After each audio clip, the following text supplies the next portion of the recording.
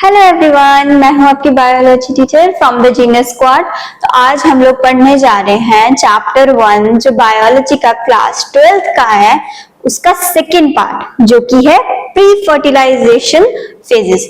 तो कल हमने इंट्रोडक्शन अपनी कंप्लीट कर ली थी, एक ओवरव्यू चैप्टर का जान लिया था कि इस चैप्टर में हम किस किस के बारे में बात करने वाले हैं।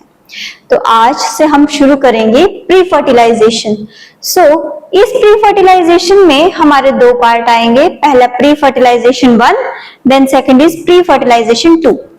जो प्री फर्टिलाइजेशन 1 है, हम उसमें माइक्रोस्पोरोजेनेसिस के बारे में बात करेंगे, फॉर्मेशन ऑफ पॉलन ग्रेन के बारे में बात करेंगे, जो कि पॉलन ग्रेन हमारा कैसे बनता है, कैसे उसकी मैच्योरेशन होती है, कैसे वो मदर सेल से हमारा मैच्योर होके बनता है, कैसे उसका टेट्राड बनता है और कैसे हमारा पॉलन ग्रेन का स्ट्रक्चर होता है पॉलिनेट होने से पहले। तो चलो शुरू करते हैं। तो हम पढ़ने जा रहे हैं कि पहले एक फ्लावर में देखेंगे हम कि हमारे एक फ्लावर में कहाँ से कैसा स्ट्रक्चर होता है, कैसा हमारा जो मेल रिप्रोडक्टिव पार्ट है वो कौन सा होता है। जो मेल रिप्रोडक्टिव पार्ट होता है, तुम्हें ये दिख रहा है, ये जो लाइन सी है अलग सी, तो ये जो लाइन है ये हमारा मेल रिप्रोडक्टिव पार्ट है जिसको हम स्टेमिन बोलते हैं। जो स्टेमिन होता है उसमें दो पार्ट होते हैं, एक होता है फिलामेंट, देन होता है एंथर। जो हमारा एंथर होता है वो बाइलोब्ड होता है, हम इस सेक्शन में भी पढ़ सकते हैं। उसके अंदर हमारे 4 लोब्स होते हैं, 4 लोब्स में पॉलन ग्रेन्स होते हैं। आगे हम पढ़ सकते हैं कि इस फ्लावर में देखो, जैसे कि तुम इस फ्लावर में क्या है, इसमें बहुत क्लियरली दिख रहा है कि ये हमारा स्टेमिन है, स्टेमिन के ऊपर एंथर है, एंथर के बीच में एक लाइन है, इसलिए हम इसको बायलोब्ड बोलते हैं। ठीक है, अब ये बायलोब्ड जो स्ट्रक्चर है इसके अंदर 4 कॉलम्स होते हैं जिसमें हमारे पॉलन ग्रेन्स होते हैं। तो ये हमारा टीएस है, हमारे सिर्फ एंथर का, जो हमारा वो बायलोब्ड लिया ना हमने, उसको अंदर से हमने उसका ट्रांसवर्स सेक्शन लिया, उसको कट करके उसका थोड़ा सा सेक्शन हमने माइक्रोस्कोप के अंदर देखा है कि आखिर में होता क्या है। ये हमारे पॉलन सैक्स है, मैंने बताया ना उसमें 4 पॉलन सैक्स होते हैं, ये हमारे पॉलन सैक्स हैं जहां पर पॉलन ग्रेन्स का फॉर्मेशन होता है। ठीक है, अब हम पढ़ेंगे कि स्ट्रक्चर क्या है एंथर का, जिसको हम माइक्रोस्पोरोजेनम बोलते हैं। ये बायलोब्ड है, ये पहले भी मैंने बताया, डायथीशियस है, मतलब 2 इसके बाद में वेरिएशंस हो जाते हैं।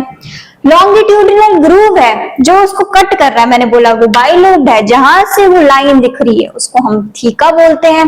अगर हमने पीछे इसका क्रॉस सेक्शन भी देखा, उसमें 4 लोब थे जिसको हमने टेट्रागोनल स्ट्रक्चर बोला है, जिसके 4 माइक्रोस्पोरेंजिया है जो कि 2 ईच में है, 4 जगह है, 2 ऐसे है। लेटर जो 2 माइक्रोस्पोरेंजिया है वो फ्यूज होते हैं, जिससे एक हमारा पॉलन सैक बनता है जिसमें हमारे पॉलन ग्रेन्स होते हैं।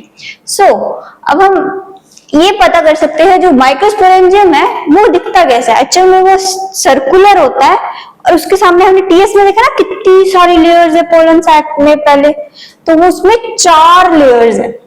4 लेयर्स में पहली लेयर है एपिडर्मिस।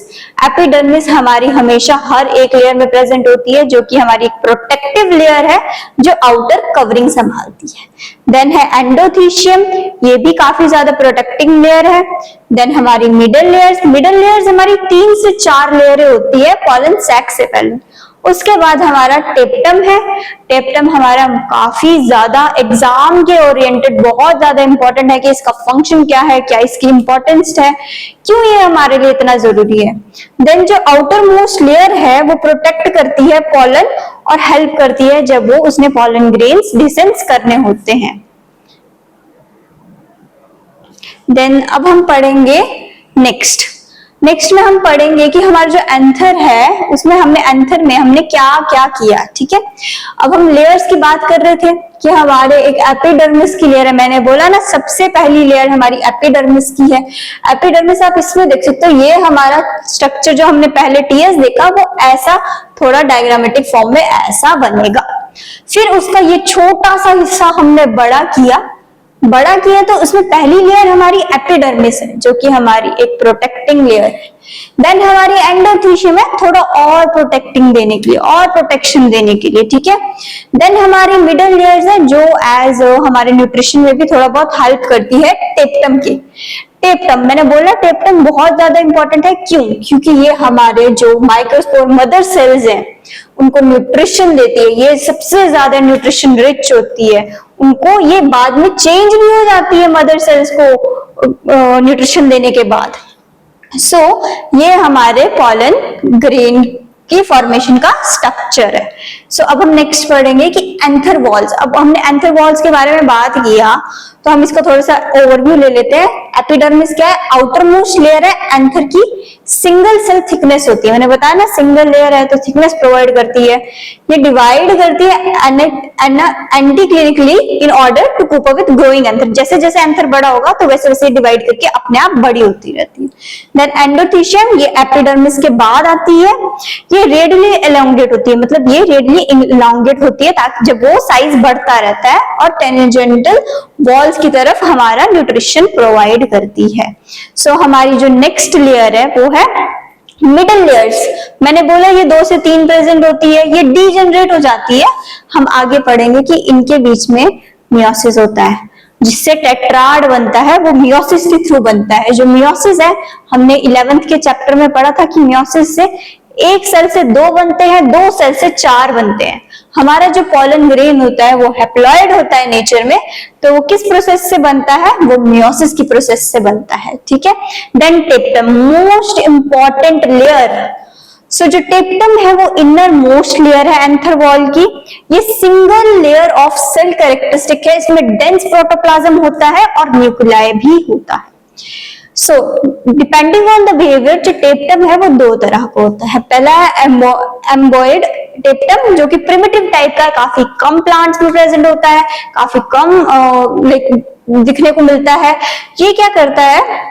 ये ट्राइफिंग की इसकी वॉल बनाता है पॉलन ग्रेन की। देन है सेकेंडरी टेप्टम, ये क्या है? ये ज्यादातर एंजियोस्पर्म्स में हमारा प्रेजेंट होता है और इसकी डेवलपमेंट में हेल्प करता है किसकी? पॉलन ग्रेन की।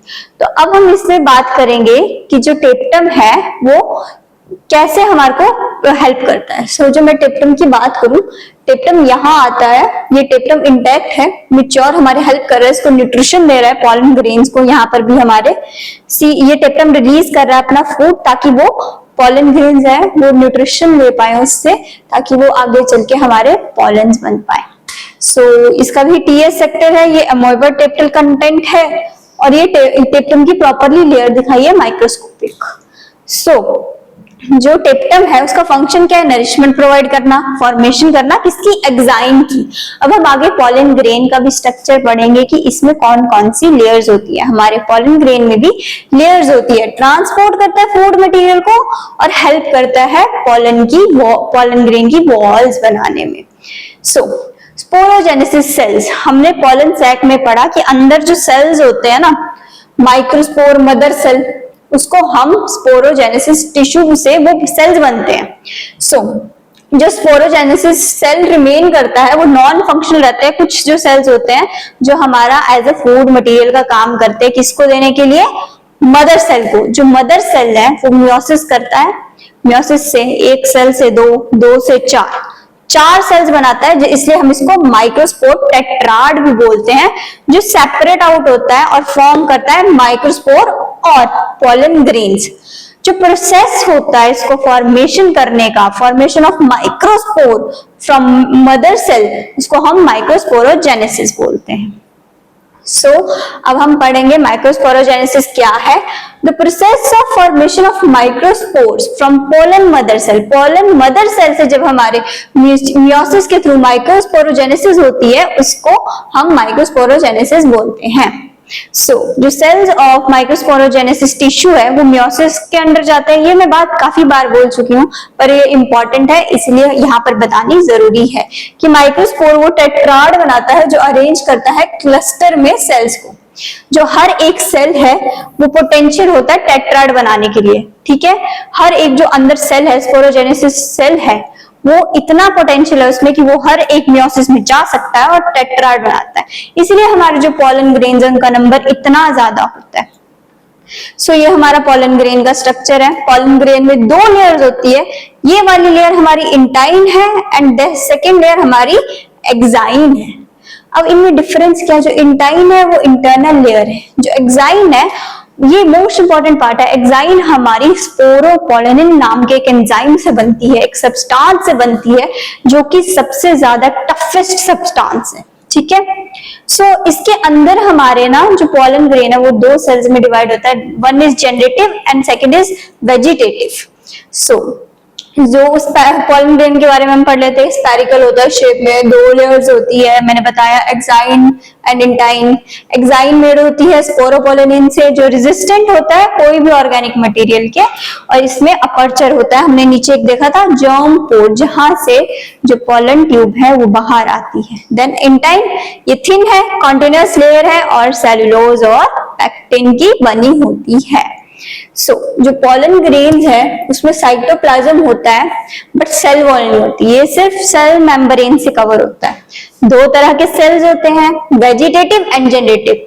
जो वेजिटेटिव होता है वो बिगर इन साइज होता है, इसमें न्यूट्रिशन होता है, ये न्यूट्रिशन प्रोवाइड करता है। और जो जनरेटिव सेल है वो स्मॉल होता है, स्पिंडल शेप का होता है और इसमें न्यूक्लियस और साइटोप्लाज्म होता है।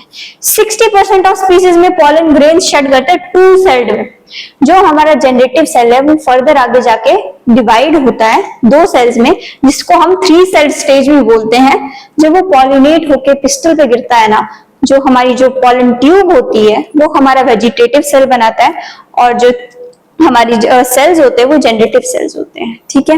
तो ये हमारा प्रोसीजर था माइक्रोस्पोरोजेनेसिस का, ये हमने अपना कंप्लीट कर दिया। यहाँ पोलन ग्रेन का स्ट्रक्चर भी पढ़ लिया है, स्टेमिन क्या होता है, कैसे उसकी मैच्योरेशन होती है, हमारे कैसी फॉर्मेशन होती है पोलन ग्रेन्स की, हम ये भी कंप्लीट कर चुके हैं। तो इससे हमारा जो पहला पार्ट है प्री फर्टिलाइजेशन फेज का वो कंप्लीट होता है और हम ऐसे ही आगे अगले दूसरे वीडियो में मेगास्पोरोजेनेसिस बताएंगे कि megasporogenesis formation of female gametes कैसे होती हैं, कैसे वो डेवलप होती हैं, कैसे वो मैच्योर होती हैं, वो कवर करेंगे अपने सेकंड पार्ट में। सो ऐसे ही और वीडियोस के लिए आप हमारे चैनल को लाइक, शेयर एंड सब्सक्राइब कर सकते हैं। Thank you.